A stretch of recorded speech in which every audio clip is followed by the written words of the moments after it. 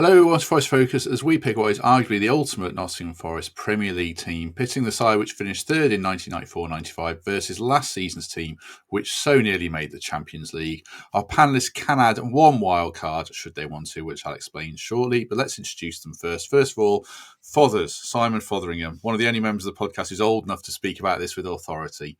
Fothers, how are you this morning? Thanks, mate. Well, I was feeling really well until you just said that. But no, absolutely, I was there in 94, 95, as I'm sure Dan was as well. He's a younger man. Daniel Storey, chief football writer, The Independent. Very glad to have him on. A younger man, as I said, but a student of the club and a student of the game. How are you this morning? Yeah, I'm all good. So 94, 95 was my fourth year as a season ticket. I was 9 years old. With me and my mum went up a Brian Clough. So yeah, I remember it with those players are like the hero team, aren't they? So it'll be interesting. It will be interesting. We'll do it kind of as follows. We'll pit player A versus player B throughout the 11, and I'll give these lads a wild card where they can either make one change to their team by switching players involved in these sides, or I'll give them a chance to add one player who's played for Forest in the Premier League years. So throwing in 92, 93, the years either side of these seasons that we're discussing as well. So they do have an option to shake it up a little bit. But I think the theory is these are the two best teams that have played for Forest in the Premier League. So it'll probably give us our kind of best Premier League 11. And there's some tough choices ahead. So looking forward to getting into it as we go along. And we should obviously start in goal with the two keepers from those seasons. Mark Crossley played every game that season in the league, as did Matz Sels. Both excellent goalkeepers. Dan, do you want to kick us off? Who are you picking out of these two? My affinity is with Big Norm, definitely. And I think he was a better keeper than he was given credit for, partly because he used to make the odd weird mistake. I remember the game against Blackburn when he kind of rolled over and threw the ball in the net, sticks out. And also, I think just because of his he didn't look like a modern goalkeeper, did he? He just looked like a guy who was really good shot stopper. But having said that, I think Sels is the better goalkeeper. I know there's a difference, maybe more in this position than any other, about kind of modern player or versus 90s player.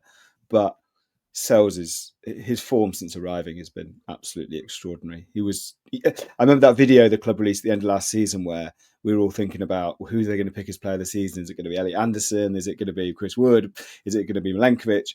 And so many of them just said Sels because he kind of saved us time and time and time again. So many games we won by a goal. You look back and think there was a defining moment where he made a big save. So yeah, Sels for me. What about you, Fothers? I suppose Crossley, he's remembered today for being a bit of a character as much as a great goalkeeper. It might have affected how people perceive him. Who are you voting for? Yeah, I've gone for Big Norm as well. It's difficult for me, Matt, having worked at Forest for the 13 years that I did. I was just looking down the 11 from 94, 95, and I know them all now. So from meeting them on match days and doing Q&As and things. So I'm going to be very careful what I say about each and every one of them, because I think there's only Des Little that I've never met out of the 10. So Big Norm for his character around the dressing room, just for as Dan said, I just think he was perceived to be. Because of those mistakes that he did make. I remember the one at Portsmouth. You talked about the one at Blackburn, yeah. But the fact that we just remember those two, he was brilliant. And you look at the number of clean sheets that they both kept. That there is an absolute argument. And I think out of all 11, this was the hardest one for me. But I've just gone for Mark Crossley. But if we sat here in 12 months' time and Matz Sels plays like he did last season for another season, which I'm sure he will, because for me, we sat here 12 months ago and we were looking for a new goalkeeper, weren't we? That was one of the positions we were looking for, and he's absolutely smashed it and made it his own. So Mark Crossley, just by a hair's breadth. Good stuff. I like that they're difficult to pick from. So there's a few that are easier. I don't know if this one will be easier or not if we move through the team by position. Fothers mentioned Des Little, so we'll stick with you, Fothers. We've got Des Little or Ola Aina, fairly fresh, as we recorded this, from signing his new 3-year contract. Yeah, and Ola gets the vote on this one for me. I think he's been an absolute revelation. Just the fact that he has to get carried off the pitch after every game. As a fan, you want to see a player giving 100%, and the fact that he's being carried off most games or collapsing to his onto his back at the end of every game, and the quality that he shows, the speed, the balance. And he can defend as well, so which is ultimately why you're a fullback, isn't it? Ola Aina, Des Little was great. I feel out of the 11, possibly the weakest one of the 11, I think. So that maybe gives Ola an easier way into this dream 11, if you like. But yeah, Ola Aina gets the vote for me. Is that your consensus as well then, Dan? Yeah, same pick, absolutely, for the same reasons, and the dressing room element of it has been revelatory with Ola. He embraces every single aspect of the club, and that's pretty much all you can ask for someone. It's sort of mad that he's only been at the club a couple of years, isn't it? Because he feels like he could have been there 5-6 years with the imprint he's made upon the dressing room. And yeah, Des was workmanlike. I think he probably suffered from the fact he wasn't, spoiler alert, he wasn't the other fullback. He wasn't the left back who had, and he never could be, and he didn't have that link. But he was, I think if you asked non-Forest fans to name that 11, he's probably the one that people would forget, who would remember least. But that was kind of just because he was doing his job. There was no flair to it. There was no bells and whistles. But he was also a really decent right back for quite a long period of time. But this is, one of the easier picks in the team for me. It's Ola every time. Imagine Crossley and Aina in the dressing room as well. Imagine the antics and the camaraderie. And I mean, when you look from the outside looking in now, it appears to be brilliant in there. Just imagine throwing Mark Crossley in there with Ola Aina. I mean, it'd just be amazing, wouldn't it? Oh my gosh, yeah. And Clough as manager as well. Yeah, that would be pretty crazy. Let's do the other fullback then that Dan mentioned. I guess this is an easy choice, even though we're just talking about two very good players. Dan, I'm sure you're going to pick Stuart Pearce, so let's crack on. I shouldn't ever be allowed back on the show if I didn't pick Stuart Pearce. I think that's fair enough. And then look, it's the automatic pick. Everybody knows why I picked it. But just to say, Nico Williams, I don't think a player has increased his reputation in my eyes in the space of 12 to 18 months as a Forest player as Nico Williams has. He is incredibly unfortunate to be up against Stuart Pearce here, but he has made a non-natural position his own through sheer determination, resilience, how to do, and all power to him. Do you think, Fothers, I know you're going to pick Stuart Pearce, but do you think Nico could end up as our second best left back? If he's not already, I suppose Frank Clark might have something to say about that, but could he end up in that position? I think there's absolutely a chance. I mean, just looking at the two photos, for those listening, if you can't see the two photos, Stuart Pearce is looking rather angry and punching his fist into the air. That just epitomises why he gets in the team, why he is probably, I don't know whether we're going to find out who's captain, but he's going to be captain in this team as well, isn't he? He was just everything that, I used to go down to the City ground just to see Stuart Pearce come out. He never came out to warm up. He came out at 5-3 and came down to the Trent end, put his fists in the air, punched everybody chanted psycho, and away we went. And 9 times out of 10 we won the game. I mean, that's Stuart Pearce. So, but as Dan says, no disrespect at all to Nico Williams. He's been absolutely superb. Second half of second half of last season. The season before, and certainly last season when Moreno came in, and I thought, Moreno's an uplift on Nico, but Nico came back stronger, made the position his own. And in 3 years' time at the end of his contract, hopefully he's renewing again, maybe there's captain material, and it could become a Forest legend. He's got it in his locker. Would Pearce be captaining this team, Dan? If he's not, don't give us the name, but would he captain it for you? Yeah, I'd love to see anybody's face who told him he wasn't captaining this team. So, I'm not brave enough to tell him he's not, so he can do it every time he wants. Excellent. Let's go on to the central defenders then. We'll start with Steve Chettle versus Nikola Milenkovic. Fathers, start with you. Was this an easy one or not? I don't think it would have been. No, not at all. Chet's played over 500 games. I think he's the third most capped. Are they caps for Forest? Third most appearances ever in the club's history. So to vote somebody who's only been with us 12 months ahead of him can't be an easy call, can it? But having said that, I have been so impressed with Milenkovic this year. Unfortunately, I get a bit carried away with how good Morgan Gibbs-White is, as you know, on this show. So Milenkovic has probably not had the praise that he should have had from me on the podcast in the past. But I'm going to go just for the way that he's brought Murillo on, for the way that I think he's made Sels a better goalkeeper, and everything that he brings to the team, the goals that he scores as well, which Chet's. We did the quiz the other week, and I think Chet's got 14 or 15 goals, but Milenkovic was 4 or 5 in his first season. So just again a close one, but just Nikola Milenkovic for me. What about you, Dan? Is there some recency bias there in picking Milenkovic, or will you go with Steve Chettle? I think, ultimately it comes down to whether you want this team to have the best players in it, and I think if you have the best players in it, then Nicola wins it, or whether you want it to be a kind of Forest legend 11, in which case I want Steve Chettle in it. One of the hardest ones for me. I was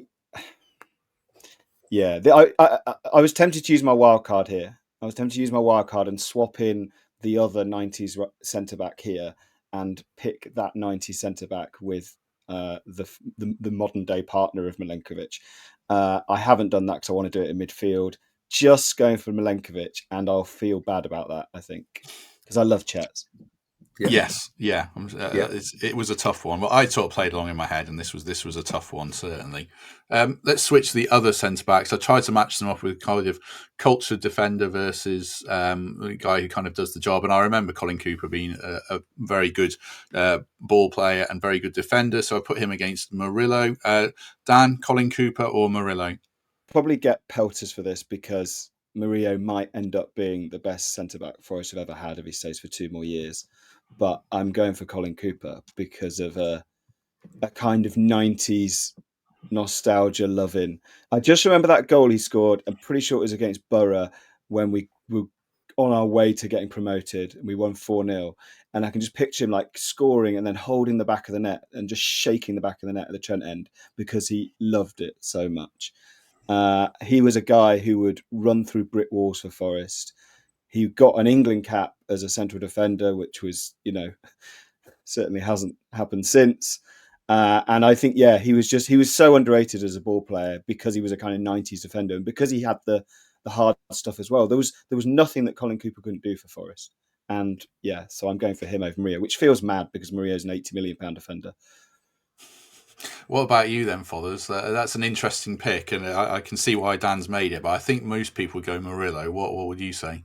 Yeah, well, I think we're both going to get kicked off the podcast here because I've gone Colin Cooper. Well, I absolutely get the euphoria around Murillo. I love watching him. I love it when he picks the ball up and goes on those marauding runs. I love the way he throws himself into blocks and clearances off the line and everything that he does. And again, I think this is another one where in 12 months' time, I may be going for the other one, but Colin Cooper was a Rolls Royce of defenders back in the mid 90s, and he would have played a lot more for England had it not been for the likes of I'm trying to remember. Was it the end of Tony Adams and the beginning of Sol Campbell, I think, or England had a plethora of centre halves at that time, but Colin Cooper was a football playing centre half, and I know. We're going to get absolutely hammered for this, Dan, aren't we? But and hopefully, Matt, you're going to pull the podcast back by going with Murillo. But and Colin Cooper as well. I did a Q&A with him. I did a captain's night with him because he captained Forest as well for a while.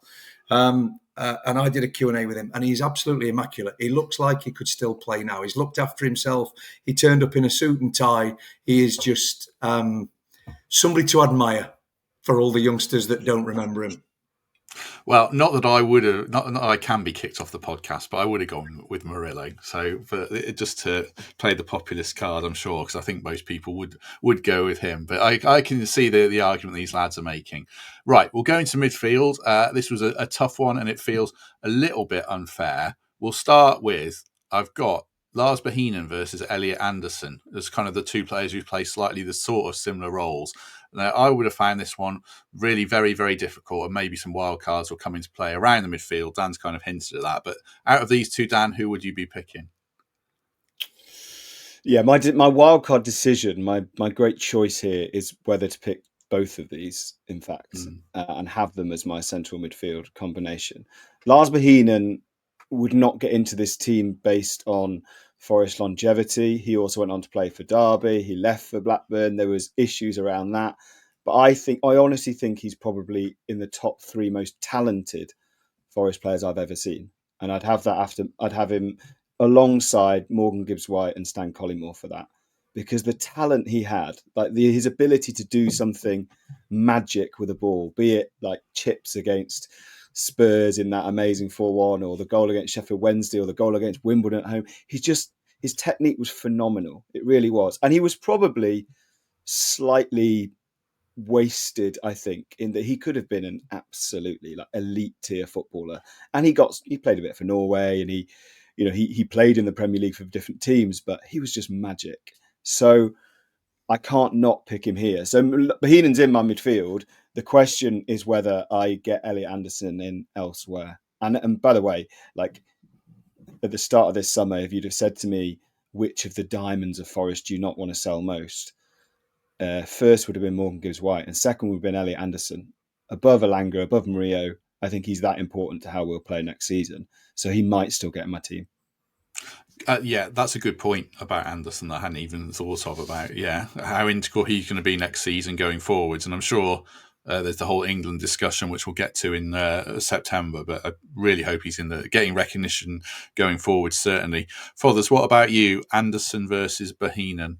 Well, I'm desperately trying to disagree with Dan, because I just want to make this podcast more interesting than it is at the moment. But the goal he scored against Sheffield Wednesday when we beat them 7-1 or 7-0, I can't remember. Well, I know they scored 7-1, 7-1 when he chipped it over the goalkeeper with the outside of his boot from about 20 yards, and pretty much the whole of the Kop, Sheffield Wednesday fans were clapping the goal.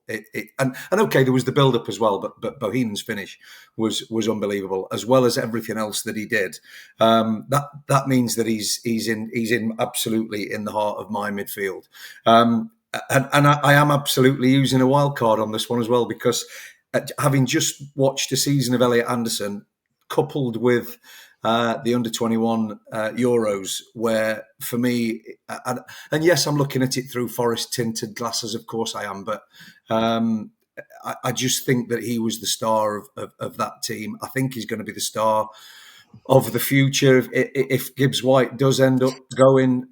So I've got them both. I've dropped a wild card in, Matt, and Elliot Anderson is in the 6 role as well, because I think that's going to be the future for him, for us.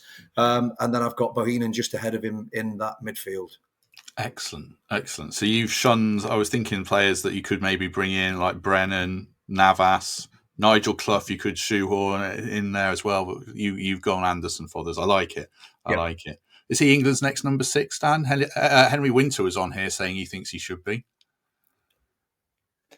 I think he's got as good a case as anybody. I think partly because of what happened in Slovenia over the last couple of months and how he stood out. And Harvey Elliott got the praise as the player of the tournament, but Anderson was basically with him on that. I think he's very, very well liked within the England setup. We know that for a fact. Tuchel was there to watch him and others in that final, and we can only have been impressed. It also helps that Declan Rice would like to be a bit more roaming, I think, try and make England a bit more fluid through midfield rather than it all having to go through Jude Bellingham.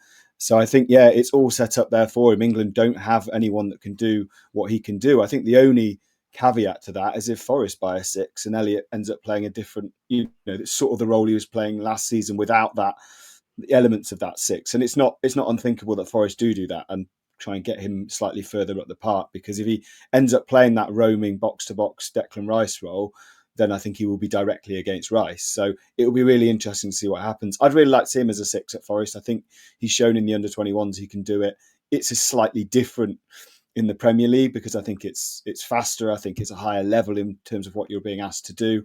But he'll have a defence behind him that will be pretty much, we think, will be the same as last season. So there's a settled thing there that will help him in that role. So I'd really like to see it, as Father says. Excellent. Matt, Dan and I share some mutual Newcastle United supporting friends, don't we, Dan? And We do. Although they're probably going to get one back on us with Elanga over the next 24, 48 hours, but they are absolutely gutted that we've got Elliot Anderson. Make no mistake, I've not spoken to one Newcastle fan who isn't gutted that they had to sell him to us. Yeah. As we record this, Anthony Langer's still a Forest player. By the time it comes out, I suspect he won't be. But he does come up in conversation shortly. Just before we get to that, a word for the Trent Navigation British and Irish Lions tour taking place. 3 tests. You can see them all at the NAV, 10 a.m. kickoff UK time. So you can get your breakfast there, you can get your Guinness there, and you can watch them on the big screen. And then you can also get your live show tickets for us on 25th of July. So that's coming up shortly. Tickets from gigantic.com. They're only a £5, and we've got a couple of great raffle/auction prizes. Signed Murillo shirt, signed Callum Hudson-Odoi shirt, and all funds from that will go to charity. And I'm sure it'll be a very good night. Right, Fothers has exempted himself from the next one already because he's already completed his midfield. So you might want to use your wild card here, or you might choose between Ryan Yates and David Phillips. Dan, I picked Yates just on appearances. Yates last season made 35. Nico Dominguez made 34. So that was why Yatesy got the spot here before people start giving me abuse in the comments. Yeah, so I've got 3 options for this position. Well, 4 really. I could choose Yatesy, who I'd have over David Phillips. I love David Phillips. He was a real, almost like Des Little, probably the player that other fans forget. They might assume that Alfie Haaland played more in this season than him, but Alfie came a little bit after David Phillips. And David kept his position through justification and through performance, and he was excellent. But Yatesy would be ahead of him for me. So I either pick Yatesy, I either pick Elliot Anderson, although I'm now not going to do that because it's what Fothers did and I want to do something different, or I can play my wild card. And I've got 2 wild cards. One is Roy Keane from the first Premier League season, but I don't think he stayed long enough for me to be able to pick him in this team. I would be picking him from what he went on to do, not what he did at Forest. And the other is who I'm actually going to go with, and it's a left field pick, and it's not a midfield combination that's going to do much tackling, and it's going to lose the midfield battle. But I'm picking Chris Bart-Williams, who is one of those players who I fell in love with as a kid, and we all have those players who are not necessarily the best in the team, but just something sticks about them. And I think it was how he just played football with a smile on his face. He just seemed to enjoy every single moment of being a footballer. He is, there's a really tragic element to this team in that one of my other wildcard potentials was Kevin Campbell. And sadly, Chris and Kevin are no longer with us. And the passing of certain people really hit you hard, and Chris Bart-Williams hit me hard because he was my guy. Like, you had Psycho for the passion, and you had Kevin Campbell and Brian Roy for like the attacking flair, but Chris Bart-Williams just seemed to love playing for Forest and stayed with us for a long time when we were really, really bad at football. Right, let's move on to the right winger spot then. This might be another tough one, I think, or maybe some recency bias here will come into play because, like I say, Anthony Elanga might not be our player anymore, and these lads might be a bit fed up with him. I don't know. Anthony Elanga or Steve Stone, Fothers? Who's your pick?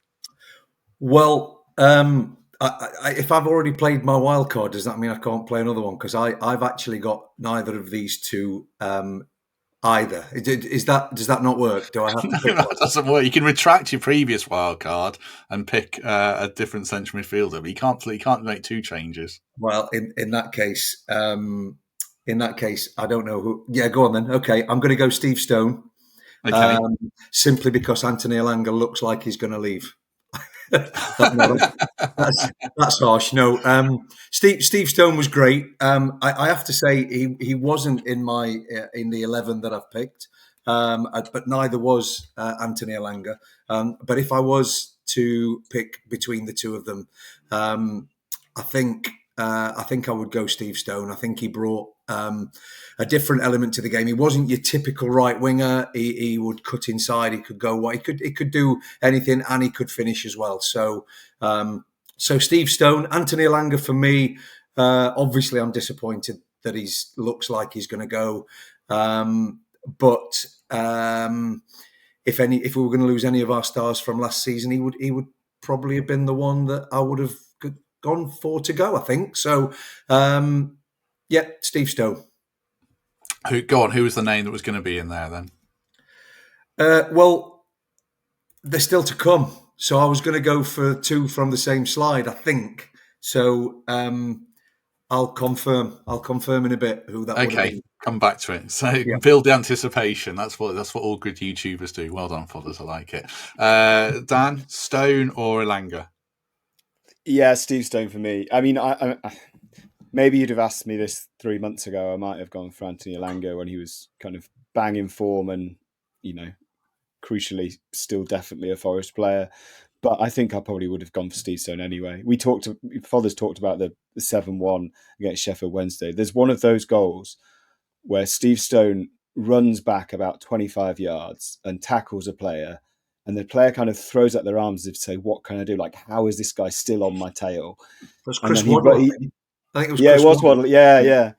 And then Stone hairs it again and then sets up a move that creates a goal. And that was him in, an emblematic of what he did. He was so hardworking off the ball. I think coaches these days are obsessed with like out of possession and, players filling back into position. So he wasn't a modern player in that sense, Stephen Stone, but in the out of possession stuff, in the hard work stuff, he absolutely was. Like his engine was phenomenal, and yet he still had the quality to provide crosses into the box and contribute goals as well. He was hugely underrated. I still remember now as a kind of flash memory when he got that terrible injury and kind of he just sort of lay there still, and everyone was like, "Oh God, this is Steve Stone badly injured. This must be bad if Steve Stone is not getting up and trying to carry on." And it was a bad injury, and he did slightly struggle after that, but still went on to, after he'd left Forest, to play at, very high level. And I as I say, if Anthony had stayed another year, it would have been a closer conversation, but it's Steve Stone, got no hair, but we don't care for me. Very good. Now, I think this one was quite easy. I don't know if these lads will think differently. Ian Wone or Callum Hudson-Odoi, Dan? Yeah, this is where ideally you would have... If Anthony Elanga had been against Ian Wone, I would have definitely gone for Anthony Elanga. I think this is close. I'm going to go for Hudson-Odoi just because I've gone for quite a lot of 90s so far, and I think it should be fair to reflect that the team we have now is something to be very proud of. Wone was a weird one in that he was one of those players who actually got quite a bit of grief from supporters at the time because he was inconsistent. But my God, when he produced that wonderful left foot, he scored some phenomenal goals. Those ones he'd just drill it and the ball would just stay drilled and would go into that far corner. It's hard to think of two different left wingers, one left-footed, one right-footed, one going down the left, one cutting in on his right and curling it the other way. I'm going for Hudson-Odoi, partly because I really like him, but also because I feel slightly guilty I've not got more of the current squad in. So I would have gone for Wone there, which is quite interesting. Maybe I'm just remembering all the left-footed goals. And he scored at the first game I saw at the City Ground, and it was one of those left-footed bangers. So maybe that's playing into my mind. I don't know. What about you, Fothers? Yeah, I've gone with Wone on this one. When I was listening to Dan talking about Bart Williams earlier and saying he was... Bart Williams was the player that you used to enjoy the most and was like the one that you wanted to go down and watch and because of the way he was. Ian Wone was probably the one for me. And if I didn't go with Wone as well, my brother would kill me and he'll be listening when this goes out. So Ian Wone is left foot. Yes, what I liked about Wone is that the fans would moan about his work rate. He didn't work hard enough, and then he'd stick a free kick in from 35 yards into the top corner, and that's what I love. When a player gets some stick and Ian Wone always answered the fans because he did have sort of. He never really looked like he was trying. You know, when you think of Elliot Anderson, who never stops running and pops up everywhere, Ian Woan never looked like he was trying. But boy, what a footballer! And so Woney gets the nod. Callum Hudson-Odoi, though, I would have been more disappointed if he'd gone and not Elanga, I think, in this summer. If Elanga does go, I know we have to keep caveating it with that at the moment.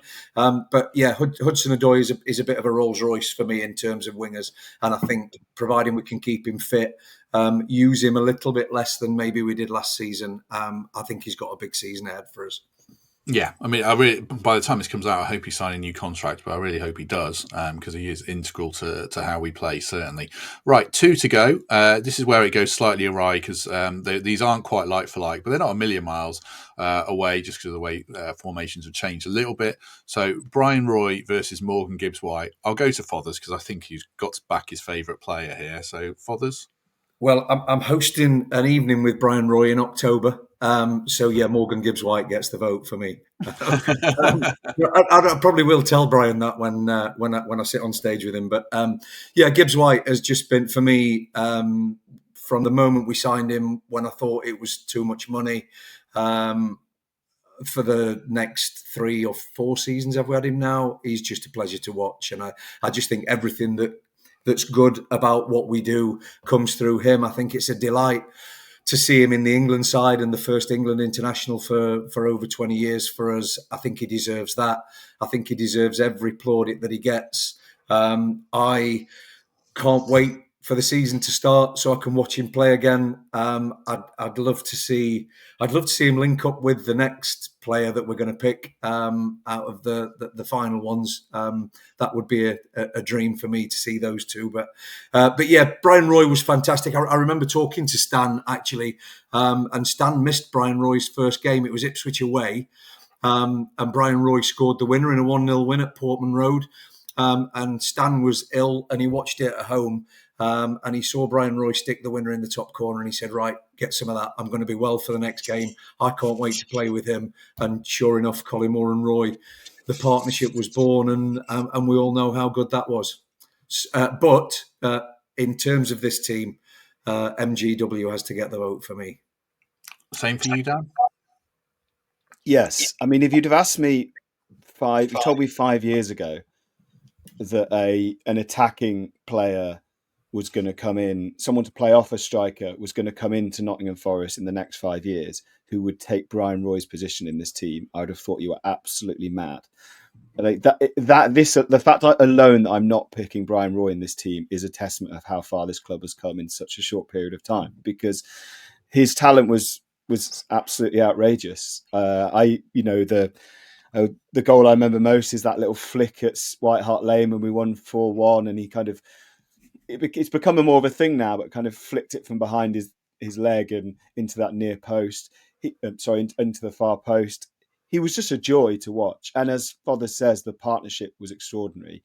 And yet, Gibbs-White, I like more. I think he has been transformative, not just for the team he plays in, but for the club in general, because it's easy to say now, but just how important it was that our first big money signing of the Premier League era hit it off and made people look stupid, including me, who thought it was maybe too much.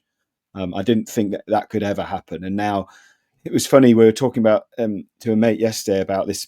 We've been linked with Johan Bakayoko of PSV, and it's talk of a £30 million fee that would be our club record. And I thought, surely Gibbs-White's our club record. And you go back and you think, no, it was only 25 million up front. And that's what we were all getting mad about. That's what we're all losing our minds about.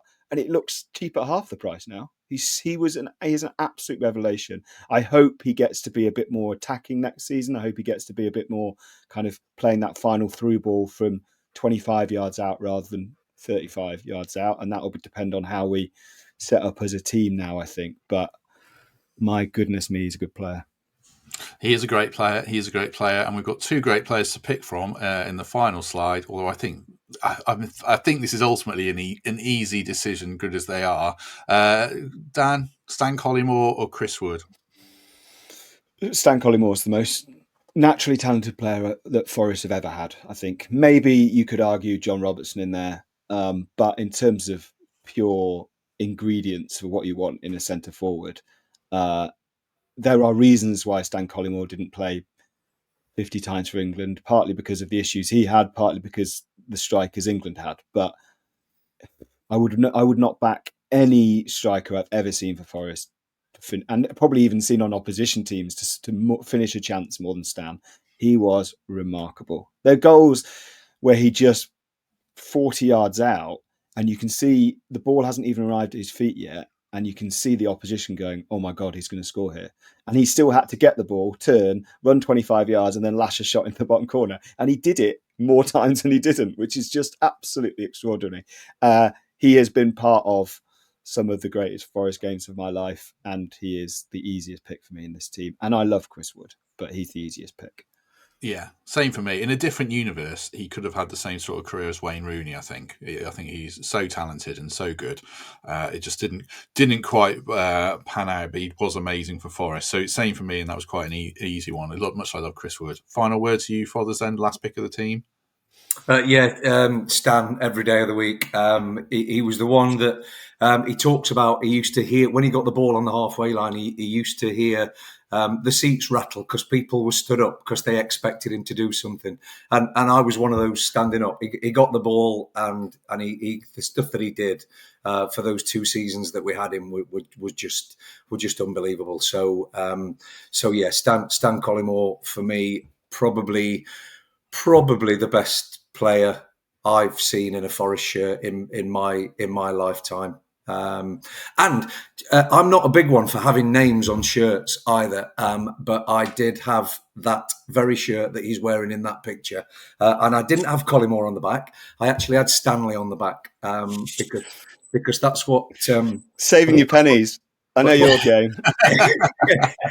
Yes, you're absolutely right. 2 less letters, but no. If it was that, Dan, I'd have just had Stan, wouldn't I? But no, I had Stanley 10 on the back. I've still got it upstairs. He signed it for me, and what a player! What Chris Wood did last season.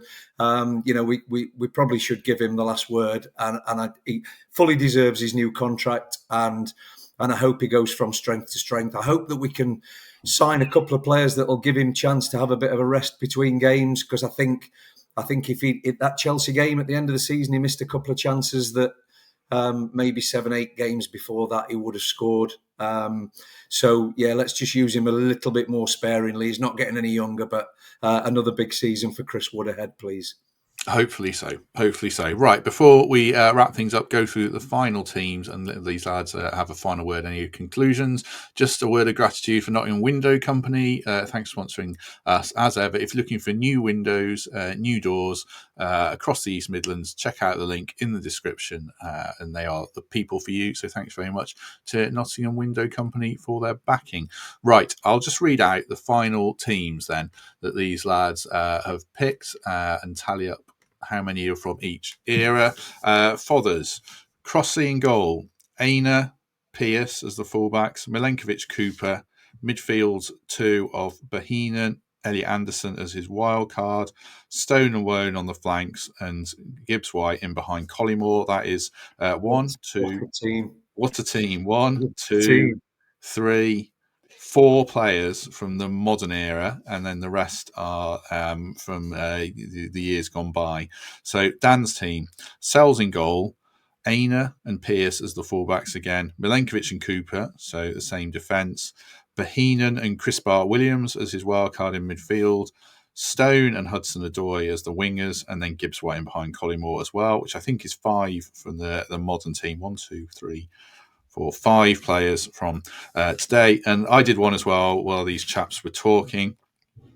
Sels in goal, Aina fullbacks, Milenkovic, Murillo and Pearce, and then a midfield 2 of Anderson and Roy Keane as my wild card, and then Stone and Wone wide with Gibbs White in behind Collymore, which I think is 1, 2, 3, 4, 5, 6 modern day players, so slightly more. I don't even think I'm the youngest one on the panel. I think Dan's younger than me, but it makes me feel younger to do it that way, certainly. Right. You chaps both happy with your teams there, Dan? I think yours and Fothers' teams will be more popular listener-wise. I think the Bart Williams pick I'm sort of annoyed that you've put Roy Keane in yours because I just discounted him on the basis of just having one season. But you're obviously he was obviously a better footballer than Chris Bart-Williams. But I hope people will reflect that I went with my heart rather than my head, at least. I think that's very fair, and there's no rules to this at all. You can pick it probably as I did, just on who are the best players, but you can certainly go about it how you did. Fothers, you happy with your team? I am, but I'm still very disappointed that Murillo's not in there somewhere.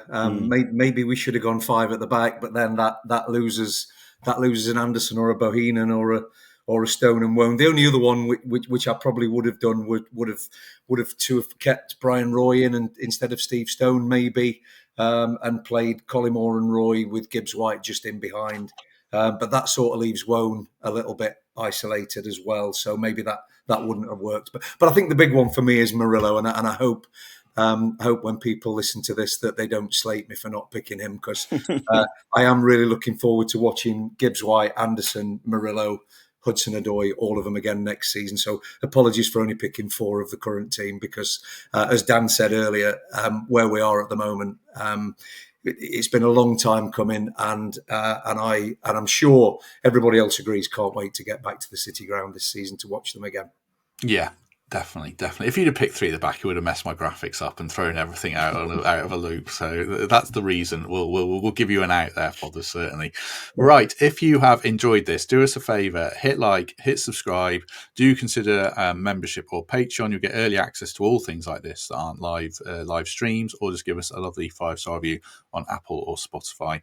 Would be wonderful. Fathers, thank you very much. Thank you. Thanks for inviting me on, Matt. Loved it.